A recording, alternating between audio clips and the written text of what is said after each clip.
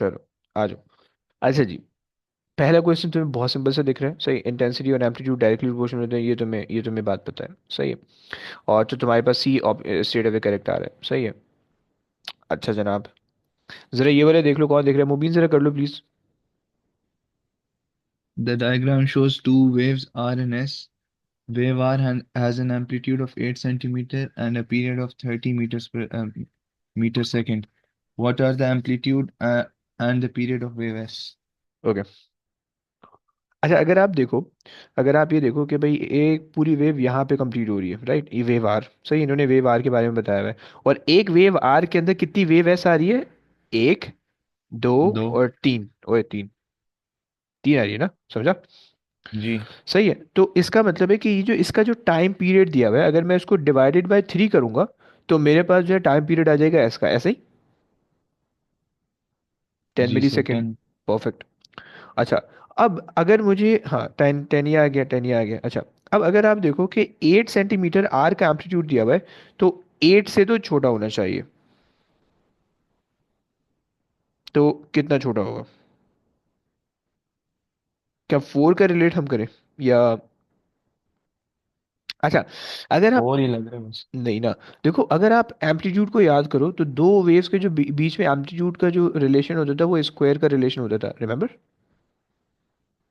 जी sir 2 होगा। है ना, तो टू का स्क्वायर करोगे 8 हो जाएगा, तो 8 का स्क्वायर करोगे 2 हो जाएगा, तो आई थिंक ये होना चाहिए। Let's see. अबे सी आ रहा है यार। Oh no.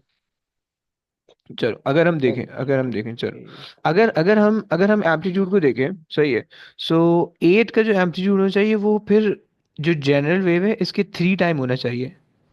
यानी इसका इसका जो है, अगर सॉरी, ये अगर हमारे पास आ रहा है 8, सही है, अगर ये हमारे पास आ रहा है 8, सो बेसिकली इसका 1/3 हमारे पास ये बनना चाहिए, जो कि हाफ में बन रहा है, सही है। सो कॉमन सेंस के खिलाफ जा रहा है, सही सर बोला था मैंने है 4। ना? I am sorry.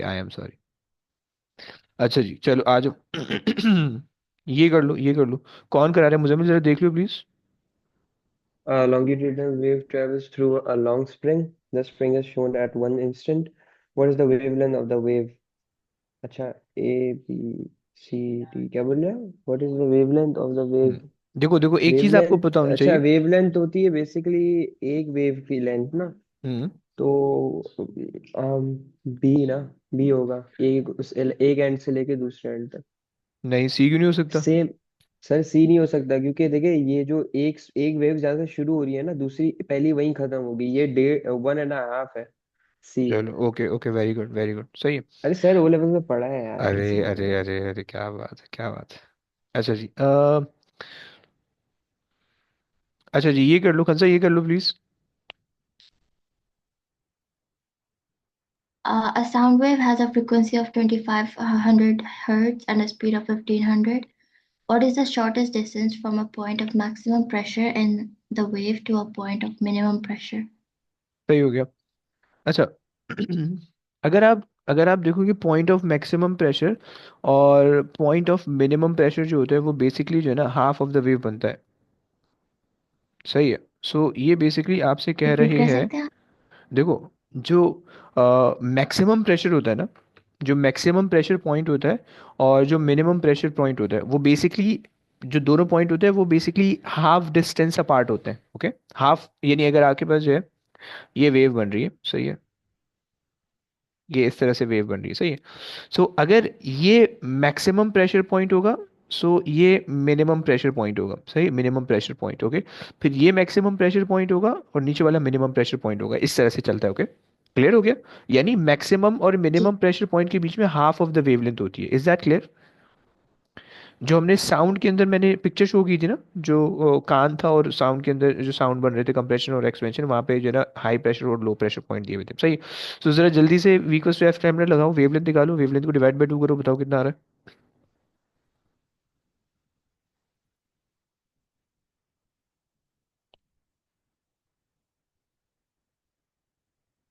हाँ जी, डन। 0.6। कितना? 0.6? ओके। ये जीरो वेवलेंथ आ रही पॉइंट होगी, सिक्स ये वेवलेंथ आ रही होगी, है ना, डिवाइड बाय 2 करोगी, हाफ ऑफ द वेवलेंथ मेरे रिक्वायर्ड है। 0.3। सही है ना, समझ रही हो ना? जी। परफेक्ट। हाँ हाँ हाँ। अच्छा जी आ जाओ। क्या नाम है आपका, कौन बच्चा था चौथा वाला? अली, अली जरा ये रीड करो प्लीज, ये वाला question.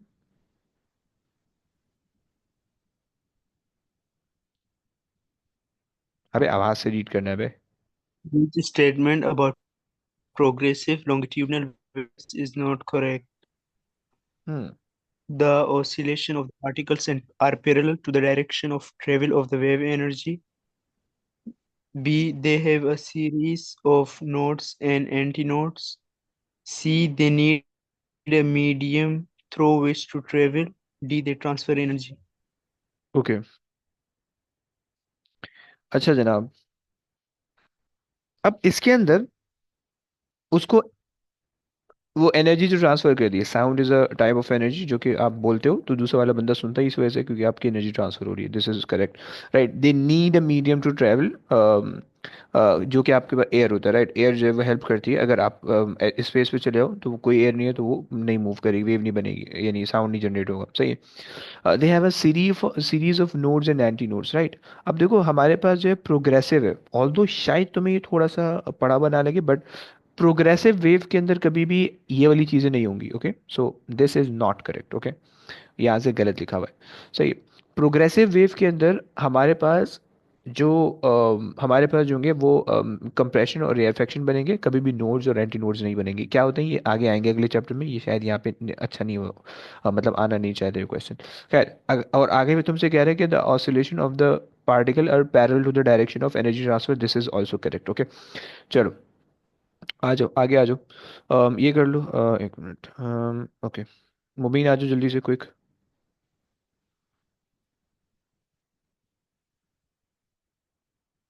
A bicycle gear wheel is a disc with 50 teeth equally spaced around its edge, as shown. The gear wheel is rotated 10 times with each second. A springy strip of, of metal is vibrated by rotating teeth. The metal strip produces a sound of frequency that is equal to the frequency of vibration of the strip.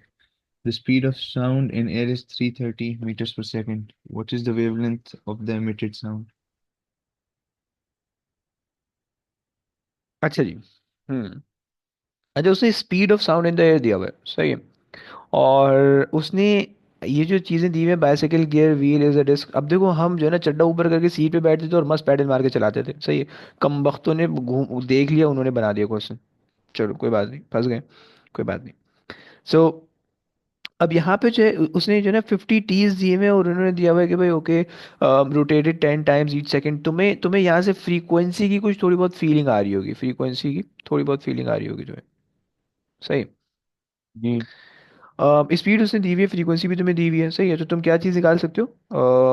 तुमसे पूछ क्या रहा है, what is the wavelength of the sound emitted, सही है। तो तुम ये Wavelength निकाल चलो सकते परफेक्ट हो गया, सही है ना। आज देखते हैं। अच्छा, अम, अच्छा हम किस तरह से फ्रीक्वेंसी निकाल सकते हैं इसमें? The gear wheel is rotated 10 times each second, okay.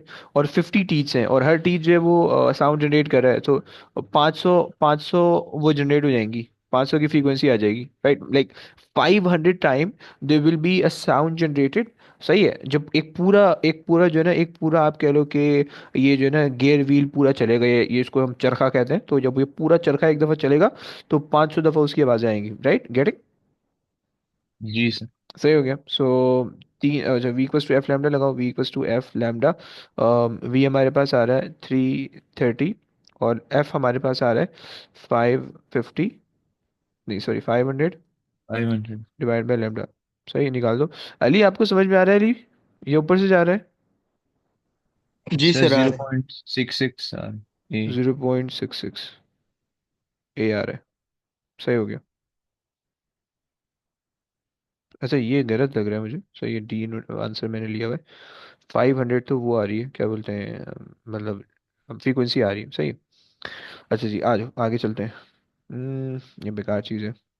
आ जाओ मुझे ज़रा रीड कर लियो प्लीज़। ठीक है सर, हो गया। अबे रुक जा रुक जा रुक जा, बस बस 3 क्वेश्चन और है, 3 बच्चों से 3 क्वेश्चन फिर एंड करते हैं, 2 मिनट दे दे बस please. A transverse wave travels along a rope. The graph shows the variation of the displacement of the particles in the rope with distance along it at a particular instant. At which distance along the roof do the particles have maximum upward velocity? Maximum. Maximum upward velocity मांगी है। अच्छा जी। हम्म। अच्छा एक बात बताओ, एक बात बताओ, देखो ये कहना ये चाह रहे हैं, कहना ये चाह रहे हैं, जैसे अब एनर्जी ट्रांसफर हो रही है तो यहाँ पे पार्टिकल होगा, सही है। अब वो पार्टिकल क्या होगा, पार्टिकल तो सिर्फ ऊपर नीचे ऑसिलेट होता है, ये पता है आपको, हमने ये पढ़ा था। जी। सही, और एनर्जी आगे जाती है, सही। तो आपको ये बात पता है, मैक्सिमम हाइट जितनी भी होती है, ये आपको रटा हुआ होना चाहिए, मैक्सिमम हाइट जितनी भी होती है, चाहे ऊपर वाली हो नीचे वाली हो, वहाँ पे वेलोसिटी जीरो होती है, सिंपल सा कॉन्सेप्ट है, सही। सारी मैक्सिमम हाइट पे वेलोसिटी क्या होती है, जीरो होती है। सही, ये बात आपको पता है, तो मैक्सिमम हाइट पे तो कुछ भी नहीं होगा, यहाँ पे कहीं भी मैक्सिमम वेलोसिटी नहीं होने वाली है, जीरो वेलोसिटी होने वाली है, राइट। जैसे ही पार्टिकल नीचे आ रहा होगा, मतलब ये वाली जो पोजीशंस होंगी, ये वाली जो पोजीशंस है, ये वाली जो पोजीशंस है, ये वाली जो पोजीशंस है, ये वाली जो पोजीशन है, यहाँ पे मैक्सिमम वेलोसिटी होगी, राइट। मीन पोजीशन पे हमेशा मैक्सिमम वेलोसिटी हुआ करती है, राइट। लेकिन अब आपको ये देखना है कि मैक्सिमम अपवर्ड वेलोसिटी कहाँ पे है, राइट। यानी पार्टिकल अपवर्ड कहाँ जा रहा है, तो बता सकते हो कि पार्टिकल अपवर्ड कहाँ जा रहा होगा, कौन सी उसमें जा रहा होगा। क्या इस पे जा रहा होगा, इस पे जा रहा होगा, इस पे जा रहा होगा, या इस पे जा रहा होगा। अपवर्ड तो ये 1.5 पे ही जा रहा है। 1.5 पे जाएगा। यहाँ पे, जी। इस पे तो डाउनवर्ड जाना चाहिए, नहीं। कैसे सर, पार्टिकल जीरो से ट्रेवल नहीं कर रहा डिस्टेंस। देखो पार्टिकल नहीं जा रहा आगे, वेव आगे जा रही है, सही है। समझ जी पा रहे जी। हो, देखो हम मान लेते हैं कि यहाँ पे जो है ना बहुत सारे नंबर ऑफ पार्टिकल है, बहुत सारे नंबर ऑफ पार्टिकल है, सही है। और हम्म। ये पार्टिकल ऊपर नीचे ऑसिलेट हो रहे हैं, सही है। अब जब वेव जो है, जब वेव इधर आई होगी, सही है, तो ये वाली जो चीज़ है ये तो निकल गई है ना, ये तो निकल गई है। अब पार्टिकल तो मूव नहीं हो रहा, एनर्जी मूव हो रही है, तो ये जो पीछे वाली वेव है, पार्टिकल इसके मोशन को फॉलो करेगा, तो पार्टिकल तो नीचे चले जाएगा, राइट। हम्म। राइट, वेव आगे जा रही है, पार्टिकल नीचे चले जाएगा, क्योंकि जो चीज पीछे से आ रही है पार्टिकल उसको फॉलो करेगा, राइट। समझ पा रहे हो।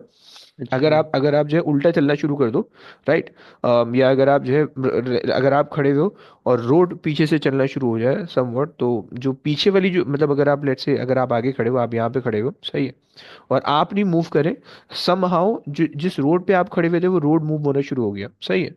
सो ऑब्वियस सी बात है, वो रोड जो है आपको, यानी आप वहीं खड़े हो, you are not moving, road आपके नीचे से निकल रहा है, सही है। सो जो चीज़ें रोड के पीछे से आएंगी वो आपको फील होंगी, राइट। जो आगे निकल चुकी है वो तो नहीं फील होंगी, राइट। जो चीज़ निकल चुकी होती है आप उसको नहीं फॉलो करते हो, जो पीछे से आ रही होती है उसको फॉलो करते हो, राइट, ऐसे। जी जी। सो यहाँ पे पार्टिकल ने नीचे जाना है, सो मैक्सिमम डाउनवर्ड वेलोसिटी यहाँ पे होगी, मैक्सिमम अपवर्ड वेलोसिटी यहाँ पे होगी, राइट। फिर अगेन मैक्सिमम अपवर्ड वेलोसिटी आपके पास होनी चाहिए, और कहाँ पे हो सकती है, अब यहाँ पे हो। सो मैक्सिमम अपवर्ड वेलोसिटी आपके पास यहाँ पे भी हो 2.5 सकती पे। है, सही है, हाँ 2.5 जी। हो सकती है, और यहाँ पे मैक्सिमम डाउनलोड होगी, वेरी गुड, सही है। सो 2.5 आंसर नहीं है, so ये आंसर आ रहा है, चलो परफेक्ट। दो क्वेश्चन, आखिरी दो क्वेश्चन है। आ जाओ कंसा, रीड कर लोगी कंसा, है बाकी नहीं है। The graph shows how the displacement of a particle in a wave varies with time. Which statement is correct? The wave has period of 2 seconds and could be either transverse or longitudinal. The wave has a period of 2 seconds and must be transverse. The wave has period of 4 seconds and could be either transverse or longitudinal. The wave has a period of 4 seconds and must be transverse. हम्म, क्या वजह, क्या हो सकता है।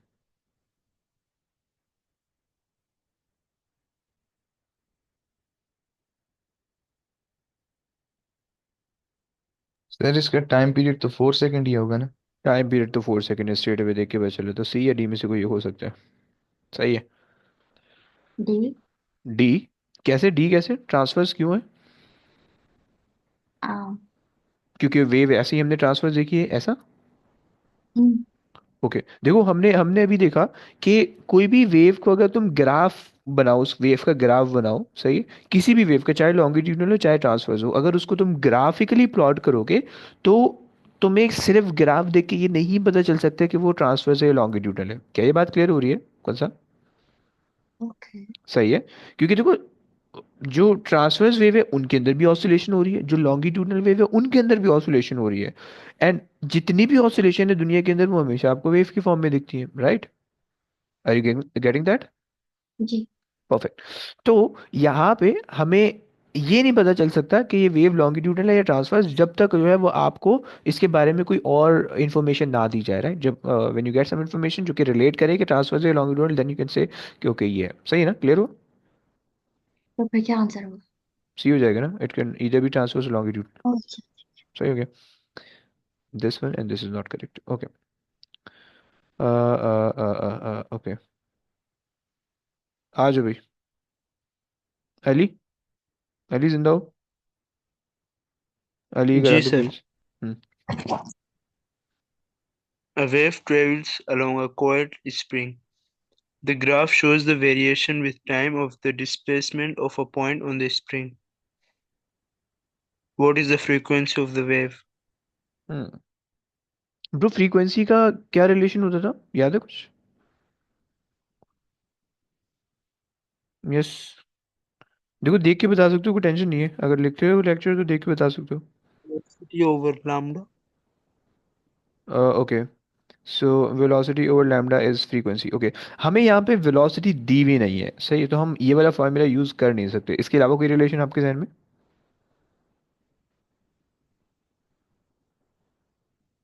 1/t, क्या बोलते हो, कर लें, ये कर लें, जी।